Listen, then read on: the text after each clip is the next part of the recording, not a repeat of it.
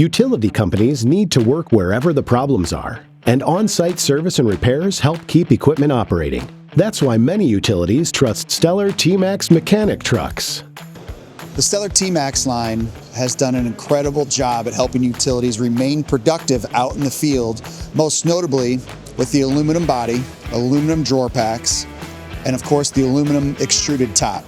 It's a rail system mounted on the top of our side packs that allows utility companies and mechanics out in the field to be able to customize their truck with specific tools they can mount and demount on and off that truck. Stellar's been manufacturing aluminum bodies for about 7 years, and the aluminum advantage is clear. The anti-corrosion, the weight savings of almost 1,000 pounds in comparison to our steel bodies of the same category, and the ability really for the operator to load their trucks up with tools and use it for the purpose that it really needs to be used for. Probably the biggest feature of our TMAX body is the productivity of the crane itself.